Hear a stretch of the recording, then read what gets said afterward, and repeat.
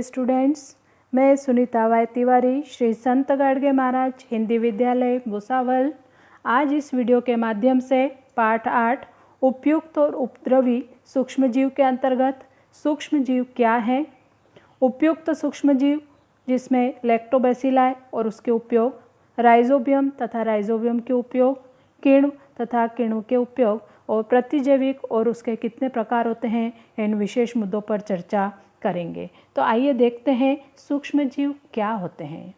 वे जीव जिन्हें मनुष्य आंखों से नहीं देख सकता तथा जिन्हें देखने के लिए सूक्ष्मदर्शी यंत्र की आवश्यकता पड़ती है, उन्हें सूक्ष्म जीव कहते हैं। माइक्रोबायोलॉजी में यानी सूक्ष्म जैविकी में सूक्ष्म जीवों का अध्ययन किया जाता है।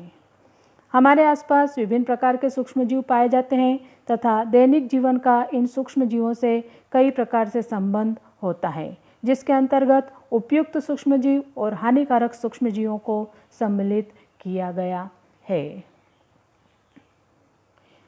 उपयुक्त सूक्ष्मजीव के अंतर्गत जैसे दूध से दही बनाने वाले जीवाणु, डबल रोटी के लिए आटा बनाने वाले यीस्ट उपयुक्त होते हैं और कुछ जीवाणु उपद्रवी भी होते हैं, जिनके कारण कई तरह के रोग तथा हानिकारक परिणाम होते हैं। तो अभी हम देखते हैं उपयुक्त सूक्ष्मजीव। उपयुक्त सूक्ष्मजीव के अंतर्गत पहला जो सूक्ष्मजीव है वह है लैक्टोबैसिलाई।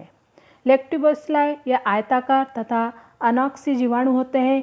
ये जीवाणु दूध की लैक्टोज शर्करा का किण्वन की प्रक्रिया के द्वारा लैक्टिक अम्ल में रूपांतरण करते हैं। इस प्रक्रिया में दूध का पीएच कम होता है तथा दूध के प्रोटीन का स्कंदन होता है, जिसके कारण दूध का दही में रूपांतरण होता है और लैक्टिक अम्ल के कारण ही दही को विशिष्ट खट्टा स्वाद मिलता है। लैक्टोबैसिलाई जीवाणुओं के कई सारे उपयोग हैं, जैसे दही, छाछ, पनीर, अनेक दुग्धजन्य पदार्थों का दूध की किण्वन प्रक्रिया से निर्मित की जाती है। इसके अलावा सिडार, कोको, सब्जियों के अचार आदि बड़े पैमाने पर उत्पादन करने के लिए भी लैक्टोबैसिलाई जीवाणु का उपयोग किया जाता है। इसके अलावा वाइन यानी मदिरा और डबल रोटी पाव बनाने के लिए भी लैक्टोबैसिलाई जीवाणुओं की मदद ली जाती है। इसके अलावा पाचन संस्थान के कार्य में खराबी पर उपचार के रूप में आहार नाल के क्लोस्ट्रीडियम जैसे घातक जीवाणु को नष्ट करने में, हमारी रोग प्रतिकारक क्षमता बढ़ाने में भी लैक्टोबैसिलाई हमारी मदद करते हैं, अर्थात लैक्टोबैसिलाई जीवाणुओं का उपयोग किया जाता है। दूसरा जो जीवाणु है वह है राइजोबियम। राइजोबियम को सहजीवी जीवाणु भी कहा जाता है, सिम्बायोटिक बैक्टीरिया भी इसे कहा जाता है। क्योंकि ये सहजीवी जीवाणु क्यों हैं? क्योंकि दलहन के पौधों की जड़ों में उपस्थित ये गांठों पर पाए जाते हैं और ये जीवाणु पौधों की जड़ों की गांठ पर रखकर नाइट्रेट तथा अमीनो अम्ल की आपूर्ति करते हैं तथा उसके बदले में कार्बोज पदार्थ के रूप में ऊर्जा प्राप्त करते हैं। दलहन की फसलें समाप्त होने पर उनकी जड़ें तथा पौधों का कुछ भाग मिट्टी में मिलाकर जीवाणुओं की मात्रा को कायम रखा जाता है। राइजोबियम उस पौधे की हवा की नाइट्रोजन से नाइट्रेट्स, नाइट्राइट्स तथा अमीनो अम्ल की आपूर्ति करते हैं और इस नाइट्रोजन स्थिरीकरण के बदले में पौधों से कार्बोज के रूप में ऊर्जा तथा अधिवास के लिए जड़ों की गांठों में की जगह में पाए जाते हैं। इस प्रकार ये दोनों के लिए लाभदायक होता है और इस लाभदायक संबंध को ही सहजीवन कहा जाता है और इसीलिए सहजीवी जीवाणु या सिम्बायोटिक बैक्टीरिया इसे नाम दिया गया है। राइजोबियम द्वारा नाइट्रोजन युक्त यौगिक तैयार करने के कारण ही दाल तथा दलहन प्रोटीन के उत्कृष्ट स्रोत होते हैं। राइजोबियम के कारण रासायनिक खादों का दुष्परिणाम भी टल जाता है। जैसा कि चित्र में आपको दिखाई दे रहा है, राइजोबियम जो जीवाणु है वह उसमें गांठों पर इसकी वृद्धि होती है, जो कि नाइट्रोजन से नाइट्रेट्स, नाइट्राइट्स तथा अमीनो अम्ल की आपूर्ति करता है और अर्थात नाइट्रोजन स्थिरीकरण में यह लाभदायक होता है। तीसरा जो प्रकार है वह है किण्व अर्थात यीस्ट। किण्व एक परपोषी कार्बनिक पदार्थ पर वृद्धि करने वाला कवक वर्गीय सूक्ष्मजीव है। किण्व कोशिका दृश्य केंद्र की प्रकार की होती है। यह अंडाकार रंगहीन कवक कोशिकाएं होती है और इन पर कुछ बर्ड्स यानी कलिकाएं भी चिपकी हुई दिखाई देती है। इसीलिए यीस्ट में जो प्रजनन होता है वो मुकुलन या कलिकायन पद्धति द्वारा होता है। स्वयं का पोषण करते समय यीस्ट की कोशिकाएं किण्वन करती है, अर्थात विलयन से कार्बोस पदार्थों का रूपांतरण अल्कोहल तथा कार्बन डाइऑक्साइड में करती है और इसी प्रक्रिया को किण्वन कहा जाता है।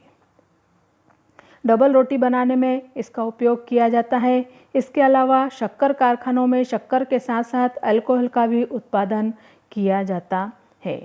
वाइन निर्मित में भी यीस्ट कोशिकाओं का उपयोग किया जाता है।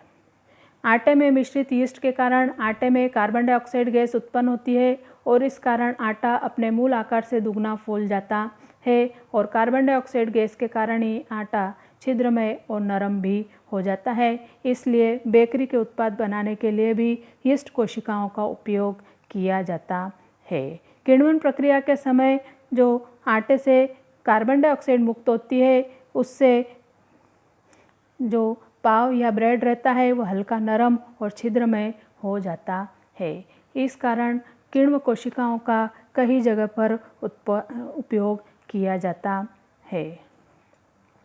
चित्र में आपको ये मुकुलनुमा संरचना दिखाई दे रही है यीस्ट कोशिका, जिसमें मध्य में केंद्र के बाहर की ओर कोशिका भित्ति पाई जाती है और मध्य में कोशिका द्रव्य है।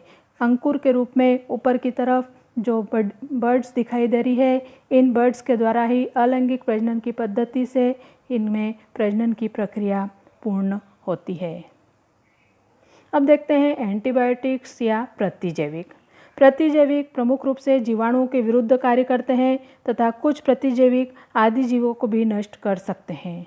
सूक्ष्म जीवों का विनाश और उनकी वृद्धि का प्रतिकार करने वाले जीवाणु और कवकों से प्राप्त होने वाले कार्बनिक यौगिक ही प्रतिजैविक हैं। जैसे क्षय और विषम ज्वर आदि के औषधि उपचार पर इन प्रतिजैविक के द्वारा नियंत्रण किया जा सकता है।